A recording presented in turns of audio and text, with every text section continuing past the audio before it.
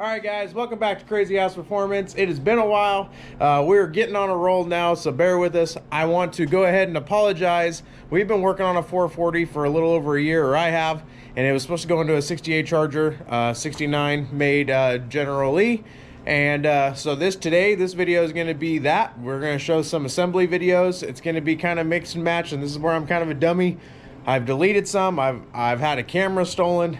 So I'm kind of blending some footage. It's not going to be the best flowing video, I would say, but I appreciate you guys sticking through and watching and liking, sharing, subscribing, all that stuff. If you guys want, go cop yourself a hoodie at khp5150.com. Check out the rest of our merch and the rest of our builds. I really appreciate you guys. So let's jump straight into the action of this 440 big block going in this Charger that originally had a 318 small block. We've got the 440 on the stand. I haven't filmed a whole bunch of the little grueling stuff. I've got the crank in it, the main caps and bearings, the rear seal in. I've got all the piston rings filed and applied on to the Keith Black 30 over pistons. They're just a hyper eutectic, but they will be bumping the compression to about 10.5 to 1. So a lot more than stock. It's 8.5 to 1 on stock. And then we've got a big cam to go with it. So we're going to go ahead and torque these down in their sequence, and then we're going to go ahead and put the pistons in.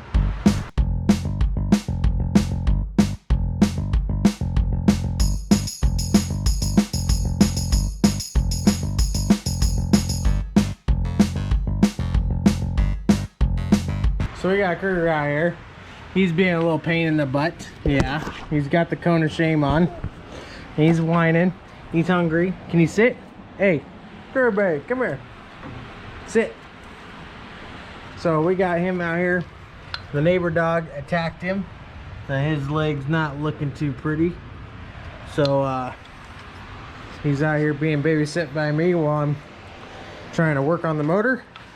But we got the first piston here. I gotta take the rod cap off and put the bearing in, but we got the cylinder wall cleaned up. You guys might have caught that on the time lapse, I'm not sure, but took a little bit of acetone, cleaned it up. I'll hit it with some oil now.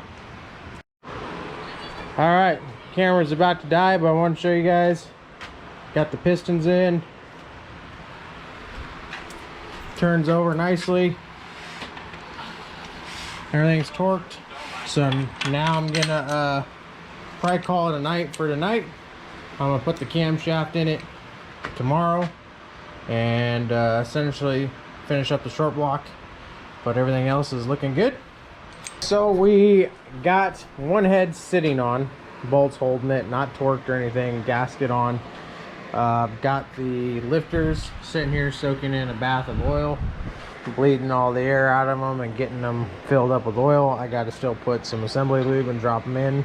Gonna go ahead and do that. Well, I could do that pretty easily even with the other head on, but it'll just be nice to not have it there. So I'm gonna go ahead and do that real quick, probably throw you guys on time lapse, throw the heads on, torque it down, and then check push rod length and go ahead from there. So I'm gonna throw you guys on time lapse and we'll get this thing finished up.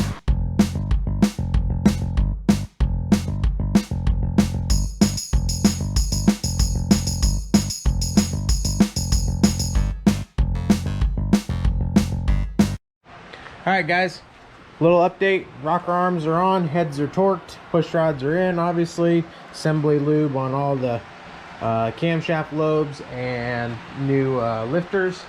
Motor turns over nicely. Give you guys a little example, very minimal effort. Nice and smooth, that goes good. I gotta put the valley pan on right there on the ground. Gotta put some silicone here, put that, mount the intake. Not gonna put the distributor in quite yet. Gonna buy a block off plate for this because most likely going, or not most likely, sounds like we're going Holley EFI, Sniper EFI I should say, and it will be an intake pump. It'll no longer be here. Might get their distributor as well. I gotta talk to the customer on that. And then really we're good. Only thing I'm gonna do is buy a new oil pump because I don't like the way this one looked on the inside. I'll try to show you guys real quick. They don't typically go bad. Come on. They don't typically go bad. However, I don't know if you guys can pick that up on camera. So let it focus a little bit. Anyways, there's some grooving in there. Something metal went through it. And being a new motor, I just want to make sure it's new and ready to go into the 68 Charger. The General Lee is getting a nice little update, I'd say. The heads will be painted. It won't stay this way.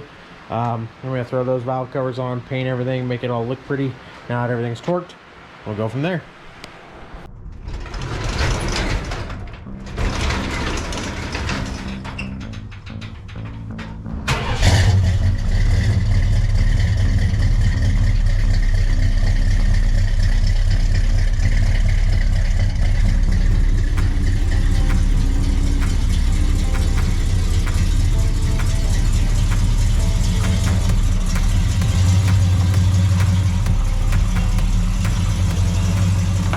Distance as a black interior, but it was just certain shots because this wasn't a close-up vehicle. You can tell there's some dings, right? Like the emblems. There's some on the other side. There's some scratches coming out of the numbers, but it was a movie car. It was take shots. Yeah. But you can see like all the on the. Still though, it's a movie car. You've got the original cast, their autographs on the dash, everything except for Boss Hogg and Uncle Jesse, who were passed on at the time. Oh. Yeah. But it's got, you know, Bo, Luke, Daisy, Roscoe, Cletus. That's a bummer, and that you weren't able to get Jesse and well, yeah, Roscoe. they were passed. I've got Roscoe. Oh, you do but have it's, Roscoe? well, it's Sorrell Brooks and James. Sorrell Brooks and Denver Pyle.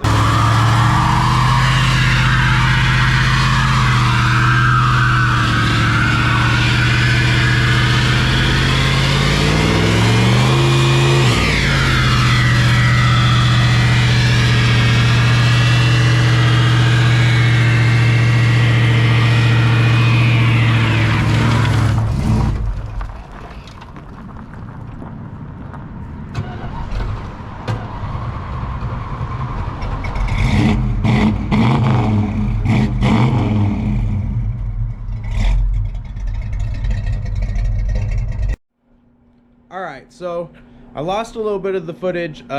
This is one that I actually deleted. So there was a little bit of a walk around of the car. It is a 318 small block General Lee, or well, I should say 68 Charger dressed up as a 69. It is a true original factory 440 RT car with AC, power steering, and all the bells and whistles. So that is why the 318 needed to go. As you've seen in the burnout video, that thing is weak. Carbureted life is weak, at least in this scenario. It's got the old Edelbrock on there. It tried, but not good enough. So hopefully we'll get to do some burnouts with the big block, which I know we will. But point is, that's a little bit of a background on the car as far as what it was and why it needs to go back to a big block, because everything old school Mopar or old school muscle period, I believe awesome with big blocks. So that's it. Let's jump right into the rest of this video. We got the motor loose most of the way, starter most of the way. Josh and I are going to try to multitask and pull this thing out.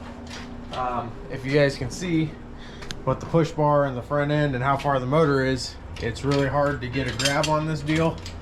So we've disconnected as many things as we can, and we're going to try to these long tube headers that came in this car, or not in it, but at least came with it, have and I think she's loose. I think she's loose. Is there anything that you can see snagging on anything? I don't know if there's anything back there. Just hold up Before we start tugging and... Yeah.